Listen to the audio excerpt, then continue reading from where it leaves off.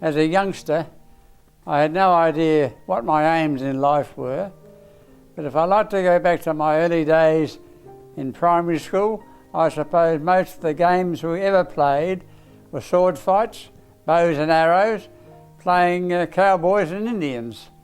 That would be our life back in the early 30s. I had created a small interest that maybe one day I might be interested in joining the forces, either the Army or the Navy. It also transgressed as we got a little older that the Governor-General was coming to South Australia for his first visit, and the government wanted to put on a great display, and they wanted to have a lot of stories about the sailors and singing the old sea chanties on the Adelaide Oval.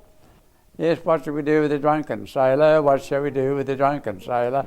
What shall we do with the drunken sailor early in the morning? So Mum made me a sailor suit. I enjoyed the day out on the Adelaide Oval singing chanties. But just prior to this, of course, when I was 10, my brother had joined the Navy at 13. So my added interest, of course, in the Navy was caused by my brother, and he spent 4 years in the Naval College, and he became what was called Chief Cadet Captain, in other words, Head Prefect. But he didn't complete his 4th year because the war broke out, and they shifted the whole year off to sea as cadet midshipmen before they were given commissions. After that, I went from primary school to the high school, which I spent 1 year at the Woodville High School. I was put in the B stream class, and I never met such a bunch of larrikins that suited my lifestyle, because I was a larrikin. We even used to play cricket with the schoolmaster who came out at lunchtime and enjoy our company. So overall, it was a very good year for me and a lot of the class boys. But we were a bit of a larrikin mob. It was after this was completed, my father decided I needed a slightly better education, and he sent me off to a private school called Prince Alfred College, to which I attended for just a fraction over 4 years. Well, during my time at Prince Alfred College, of course, I discovered they had a cadet corps. The whole school, except those who would play scouts or wanted to do art, you had to join the cadet corps. So you wore a nice brown grey uniform with red stripes down the leg, and you looked quite dignified and smart in our uniform. So being a keen fellow, I attended the Saturday morning classes to learn to become an NCO, a non-commissioned officer. And I stayed there for 3 years, and eventually I reached the heights of a sergeant major. And by this time we didn't have any cadet officers left, and in my 3rd year, one of the school teachers who had been promoted to a captain as a commander, he said to me, "I'm promoting you to an acting cadet lieutenant, Nichols." But one must remember this was in 43, you might say in the last 2 or 3 years of the war. And therefore most of our troops had been fighting over in the Middle East. Our Air Force was fighting in Britain, and our Navy was right through the Mediterranean, the Atlantic Ocean and Indian Ocean and the North Sea. So I was still pretty keen to do my bit. I just wanted to be there.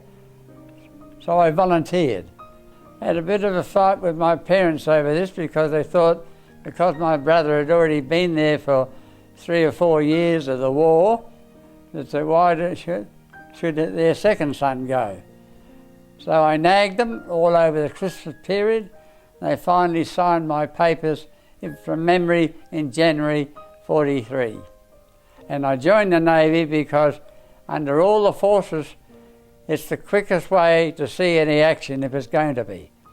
Because in the Navy, you go and do 3 months in the Navy depot, doing basic training and marching, using a rifle, learning a bit of the language at the sea, and you spend the rest of your time learning while you're at sea, and that doesn't change even today.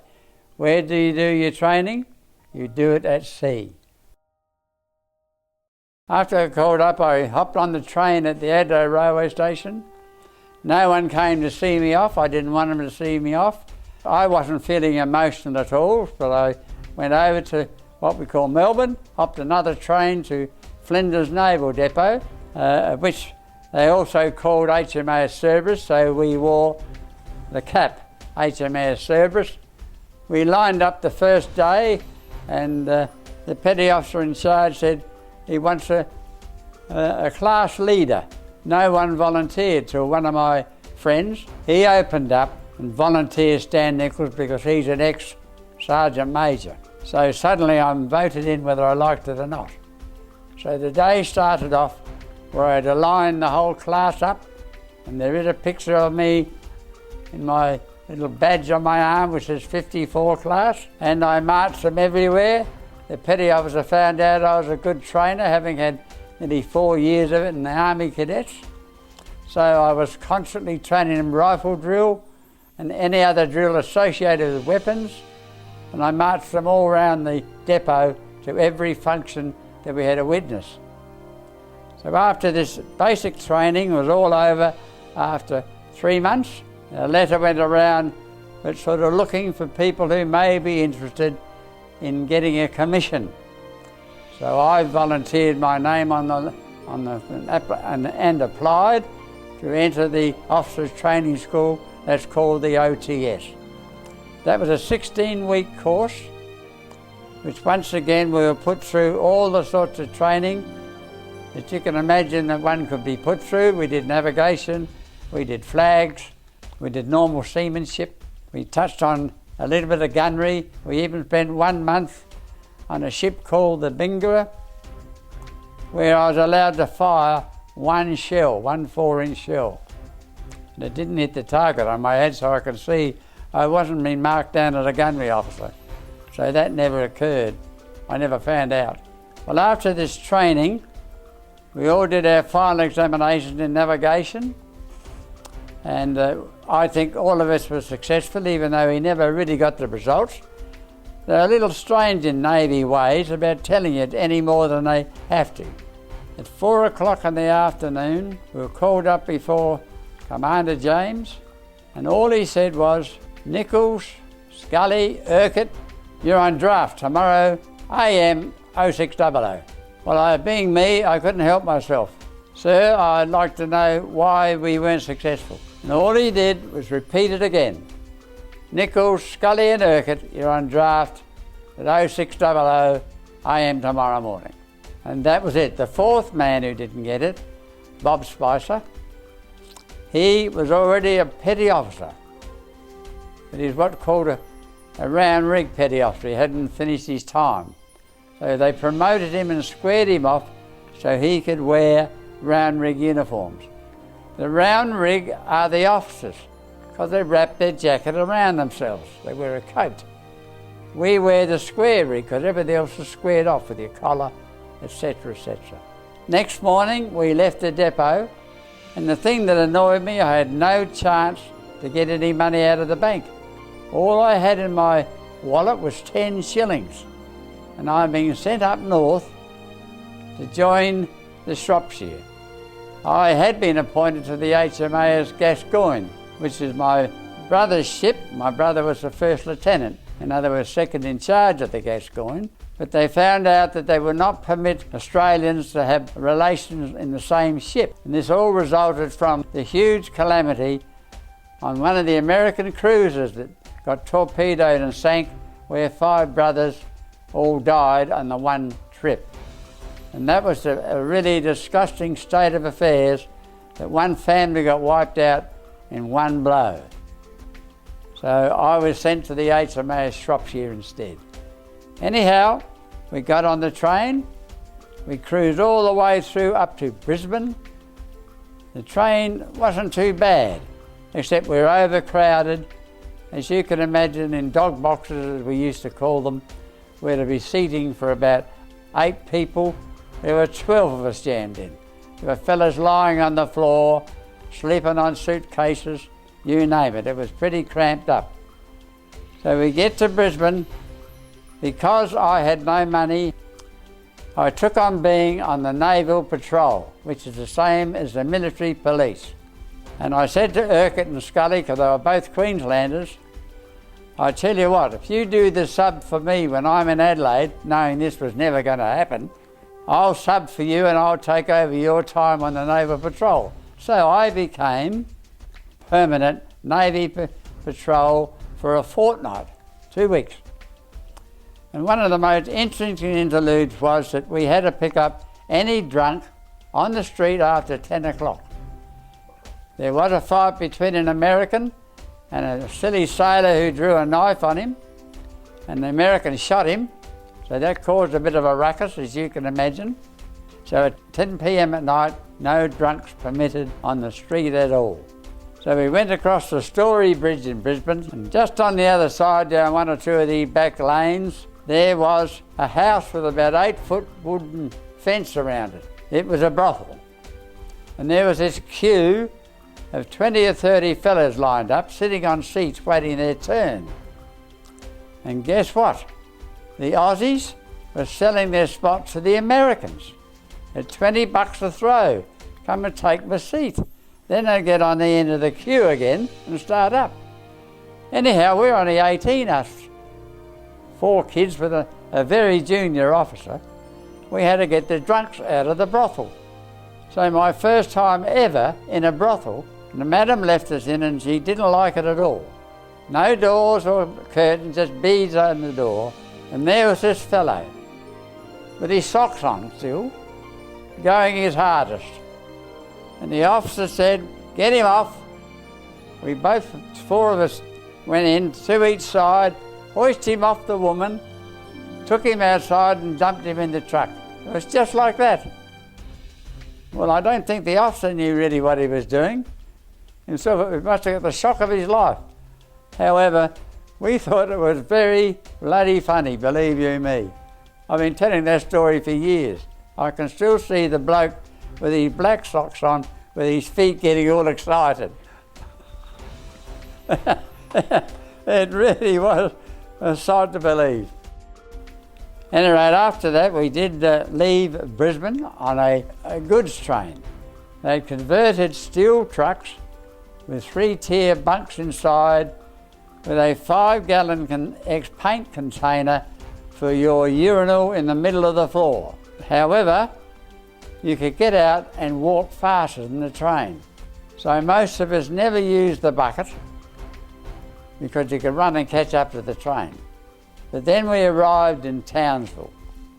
But the best part, as we walked down to get onto the ship, we went past a place, a prison, which held women. And the women were sticking their heads out of the prison windows when they saw us sailors.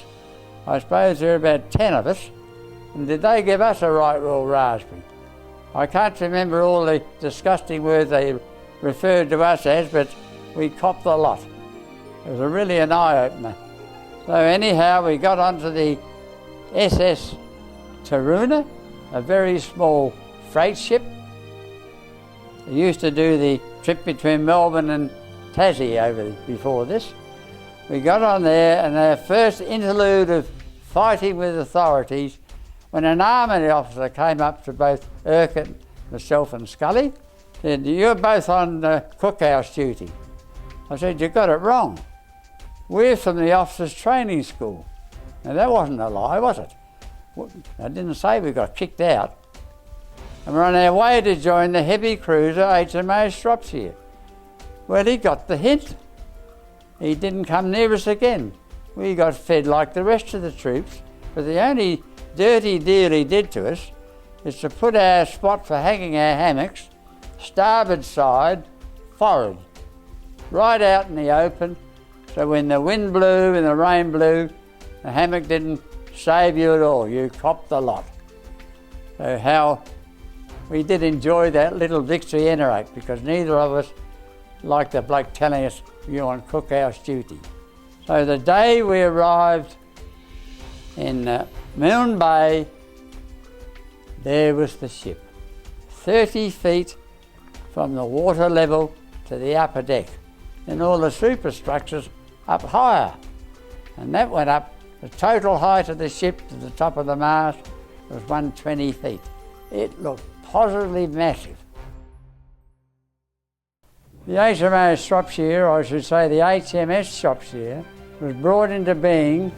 It was the population of the county of Shropshire that we call in Australia, that raised the £6 million, and keeping in mind that Shropshire is a land-based county. The Shropshire was classified as a London class cruiser, even though it was named after a county. It was a little bit longer, a little bit narrower, and a little bit faster than the other county class cruisers. And they built something, I think it was about 11 in total of the county class type cruiser. But strange as it may seem, she was seen to be kept down the bottom end of the Atlantic Ocean or in the Indian Ocean a lot. Well, the sad case came, was a battle in Guadalcanal when the Japanese attacked, caught in the middle of the night, and they sank 4 cruisers.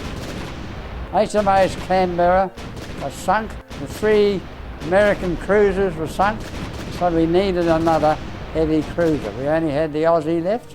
It was discovered when they gave the ship to Australia, free of anything, by Mr. Churchill. It turns out that one of the bearings was seizing up on one of her propellers, and she could not steam at full speed. It could only do about 20 odd knots, where normally full speed was 32.6 knots. That our chief engineer and an ERA were looking at the bearings on this particular tail shaft, and they found it was marked incorrectly. So the Australian blokes changed it all. And after that we cruised round carrying out its maximum speed of 32.6 knots. So eventually when we got the Shropshire, she was completely rearmed by the Brits and by the Australians as they brought her back to Australia. The Shropshire was granted the Australian Navy in, I think it was October 42, but it wasn't commissioned as an Australian ship, and I think it was April 1943. They went into action later that year towards Christmas up at Cape Gloucester. I did not join her until the Admiralty Islands. The ship is divided up amongst seamen into 4 areas: forecastle, foretop, maintop and quarterdeck. The maintop and foretop, by the way, are right bang slap in the middle of the ship. The forecastle, of course, is really the sharp end. The quarterdeck is where the officers live. The ship was designed to take 760 men. When I joined it, she was nearly 1,100 men. So our job as seamen, ordinary seamen, all we did was scrub decks. So you'd start at 6 in the morning and you'd walk up and down pretending to scrub the deck, mopping it up, and even getting on your hands and knees with separate rags, mopping up little holes. You have to scrub out the toilets so nothing is missed. You do the whole lot, the deck, the bulkheads, the deck heads, everything. And you've got to dry it all off, down to the last drop, believe you me. And if you've got 2 hours to do it, and there's about 80 of you to do it, and you know they only need about 10, you do it over and over again till everything's shining. And that was just to keep you busy. Some of us really got a bit browned off with this, but you know, in the end I accepted the fact that, believe it or not, I became a fairly tolerant sort of bloke to doing these duties which I thought were just plain damn silly at any rate. I did that for 2 or 3 months, and then a commander left the ship and a new bloke called George Oldham came on board. Now, to tell you the rank of a commander on board any cruiser, he's the second in charge. He runs the ship for the captain. I became his runner and messenger. I had to be properly dressed every day. My socks had to be pulled up tight, so I had to dress properly. The only thing I think I disappointed him in that I didn't have a full sailor's uniform. You couldn't buy them out of the mess. I used to wear an open neck shirt. Anyway, he never said anything, so for the 6 months I was his runner. And believe you me, he was most helpful. Strange as it may seem, I didn't find out till later that he was a South Australian, where I came from. So after I'd spent my 6 months with Commander Oldham, I went back to part of ship for about, I think it was 1 or 2 months. I don't think that the Chief Petty Officer in the maintop division liked me. He sent me on my first job down into one of the large motor cruisers, and so I was down over the ship's side with the thing moored to the ship, and it was bobbing up and down the whole time I had there, head down, arse up, scrubbing planks of wood to get the stains out with lime. Well, I've never vomited so much in my life before. I just couldn't move for being sick. Even though I appealed to him that I'd had enough, I had to stay there the whole bloody 4 hours. I was then told I had to climb up the rope, but I thought any minute, the way I was feeling, I was going to drop down and kill myself in the bottom of the boat. But I got up there and some kindly bloke leaned over and grabbed the rope and pulled me into the side of the ship, and I got in. But he didn't do that to me again, I must admit. But I did come good, and within another month after, I was then made Navigator's Yeoman for 6 months. Mr. Gallatley was the navigator at the time, and he was a Lieutenant Commander, and he was a very nice fellow. He taught me how to, apart from what I learned at the OTS, taught me how to mark them properly on the chart. And funny thing about it, I had my own rolling ruler that my brother had given me, hoping I might get a commission. So I kept it with me because I needed it if I became a navigator.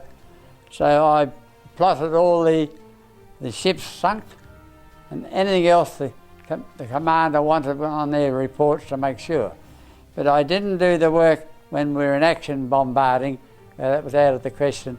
He needed a more qualified sub-lieutenant or lieutenant to do his work. So I did that for 6 months, and then I got a new Navigator's Yeoman, a Commander Mesley. And he was a ripper. My action station was on the starboard side of the bridge, and I heard Commander Mesley say to this snotty, "Snotty, get your thumb out of your bum and get on with your job." Well, the inevitable occurred. I burst out laughing. He was all deadly serious. "You think that's funny, do you, Nichols?" And instead of saying, "No, sir," being very truthful, I said, "Yes, sir." Well, that went down like a lead balloon. He hardly spoke to me for the next week or two. He did come round in the end, and we got on pretty well. After my 6 months with him, I was the weatherman's assistant, and I worked with him for the rest of the war, doing his weather charts.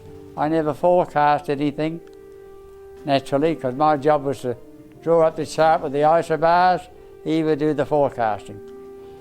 Until right at the end when he left the ship, I've got to say this last bit, it was in Tokyo Bay. This bloody storm came up, and the navigator, who was also acting as the weatherman, because the weatherman had left the ship, he said to me, "What do you think the weather's like, Nichols?" I said, "We're in for a big blow, sir." That's all I said. He dropped another anchor on the strength of that, so we didn't run ashore. A couple of American ships, by the way, ran ashore. They hadn't got steam up before the wind hit them.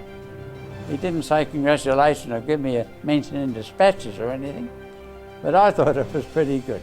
So I remained as a weatherman's yeoman right until I left the ship in Sydney Harbour in 1945.